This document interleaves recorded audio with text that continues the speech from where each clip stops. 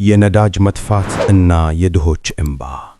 ፀሐይ በጠራራው አናት ላይ ሆና አዲስ አበባን ታቃጥላለች። ነገር ግን የከተማዋ ትኩሳት ከፀሐይ ሙቀት ይልቅ ከሰልፉ ርዝመትና ከሰዎች ጭንቀት የሚመነጭ ይመስላል።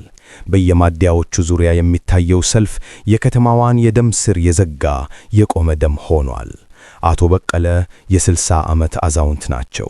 የዛሬ 40 ዓመት የገዟት ላዳ ታክሲያቸው እንደሳቸው አርጅታለች።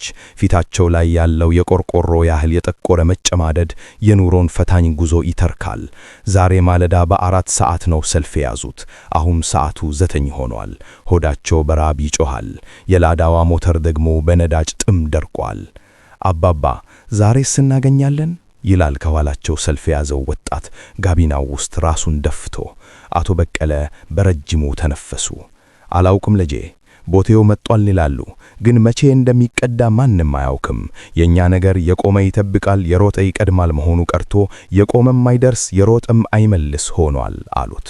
በዚህ መሃል አንዲት እናት ሕፃን ልጃቸውን አዝለው በታክሲዎቹ መሃል ሲያልፉ ይታያሉ። የእናቲቱ አይኖች በእንባ ረጥበዋል። ልጁ በከፍተኛ ትኩሳት እየተቃጠለ አልቃሽ ሆኗል። ወደ ሆስፒታል የሚወስዳቸውን ታክሲ ያለህ ብለውም ሁሉም ነዳጅ የለኝም በሚል ሰበብ ይሸሻቸዋል። ጥቂት ነዳጅ ያላቸው ደግሞ ዋጋውን ሰማይ አድርሰውታል። የነዳጅ እጥረቱ ኬሮሲንና ናፍጣ ላይ ብቻ አልቆመም፣ ወደ ወትቢቱ ዘልቋል። የከሰል ዋጋ ናረ። የዱቄትና የዘይት ዋጋም ከነዳጁ ጋር አብሮ ነካ።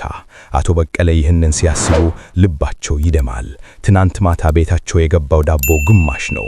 ልጆቻቸው ጠግበው ሳይበሉ አድረዋል። የድሆች እንባ መሬት አይወርድም ይባላል አሉ አቶ በቀለ ለብቻቸው እያጉተመተሙ። ግን አሁንም ባችን መሬት መውረዱ ቀርቶ ራሳችንን እያጠለቀን ነው። ነዳጁ ሲጠፋ መኪና ብቻ አይደለም የሚቆመው፣ ሕይወትም ትቆማለች። መላላኪያ ያጣው ገበሬ እህሉን ማውጣት አይችልም። የከተማው ሰው ደግሞ በረሃብ ይቆላል። ድንገት በማደያው አካባቢ ግርግር ተፈጠረ። መጣ፣ ቦቴው መጣ የሚል ድምፅ ተሰማ። ሰልፉ ተነቀነቀ። ሰዎች መኪናቸው ውስጥ ገቡ። ሞተር ተለኮሰ። ነገር ግን ያ ተስፋ ብዙም አልቆየም። ከደቂቃዎች በኋላ ለቪአይፒ እና ለጥቁር ገበያ ካልሆነ በስተቀር ለታክሲ አይቀዳም የሚል ወሬ ተሰራጨ። አቶ በቀለ እጃቸውን ከመሪው ላይ አንስተው ወደ ሰማይ ዘረጉ። አምላኬ ሆይ አንተ የድሆች መጠጊያ ነህ። ይሄ በነዳጅ ሰበብ የደህየነውን እንባችን ተመልከት። ፀሐይዋ ልትጠልቅ ስትል አቶ በቀለ ነዳጅ ሳያገኙ ወደ ቤታቸው በእግራቸው ሊሄዱ ወሰኑ። መኪናዋን እዛው ሰልፍ ላይ ትተዋታል።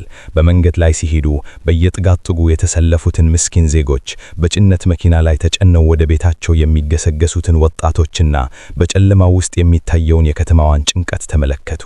የነዳጅ መጥፋት ታሪክ ብቻ አይደለም፣ የሰው ልጅ መኖር ተስፋ መሟጠት ታሪክ ነው።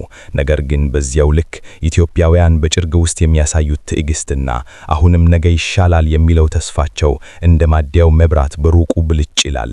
የድሆች እንባ በነዳጅ ያህል ባይቃተልም ክብደቱ ግን ተራራ ያንቀሳቅሳል።